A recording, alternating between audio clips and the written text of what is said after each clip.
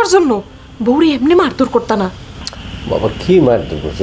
আমি ওরমভাবে মারছি, আমি তোমার একটু মুখে ধরছি, এটা ঠিক হয় না। আমি বুঝছি, মানে গরম মাথায় আমি আসলে কিছু কন্ট্রোল করতে পারি না।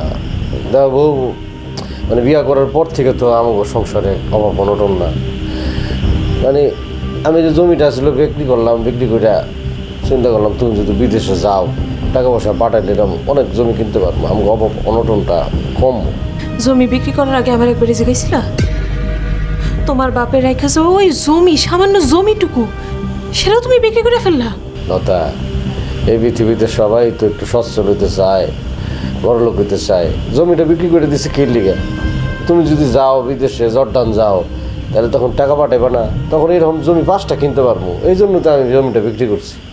আমি কইছি না আমি বিদেশ যাবো না? কালকে যখন আমার আব্বাই ওই চেয়ারম্যান মেম্বার সবাই নিয়ে বিচার সালিশ বহাইব, তখন আমি আমার আব্বার লগে যাবো। কেউ আমার দুঃখ বোঝে না, কেউ আমার দুঃখ বোঝে না। সবাই নিজেরটা চিন্তা করে। ঠিক আছে, কালকে বিচার সালিশে আমি যা বলার বলবো।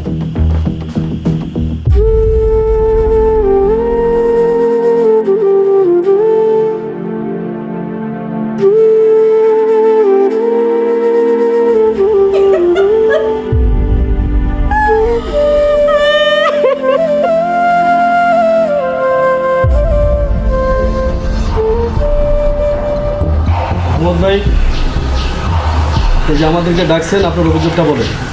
চেয়ারম্যান সাহেব, আমি আপনাদের এখানে ডাকছি, আপনারা তো জানেন আমার একমাত্র সন্তান লতা। লতার সাথে এই মজনুর আমি বিয়া দিছি, কিন্তু মজনু চায় লতারে বিদেশ পাঠাইতে। এই বয়সে আমার মেয়েটা বিদেশ গেলে যদি কোনো বিপদে পড়ে, সেই কারণে আমি চাই না যে সে বিদেশ যাক, আমার লতাও চায় না।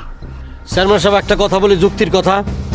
আমার সাথে যখন তার মেয়ের বিবাহ দিছে, তার কোনো অধিকার নাই মেয়ের ব্যাপারে নাক গলানো। আমার বউর আমি কি করবো না করবো, কোথায় যাবে না যাবে, সেটা সম্পূর্ণ আমার ব্যাপার। এই মজনু, এই এনে চেয়ারম্যান সাহেব আইছে। চেয়ারম্যান সাহেবের সামনে যদি তুই ঘাড়মি করস, তোর কিন্তু জুতা খুলে পিটামো। এই মেম্বার, এই কথা ভালোভাবে বলবা। বউ কি তোমার না আমার? আমার বউর ব্যাপারে তোমার এত ইন্টারেস্ট কেন? হ্যাঁ, তোরে কিন্তু আমি এখন তোমার বাপেরটা খাই না পড়ি আমি।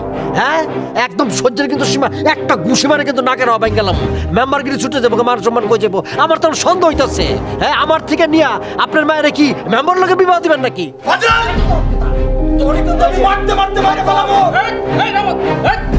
একদম থাম, মারামারি করার যদি চেষ্টা করছ না, তোরা গাছের লগে বাইন্দা বিরাবো গেলাম। মেম্বার সাহেব, আপনার জায়গাটা বসেন। শুনি তো মারতে হ্যাঁ মানে বস, কত বড় বেয়াদব। চেয়ারম্যান সাহেবের সাথে সামনে মারামারি।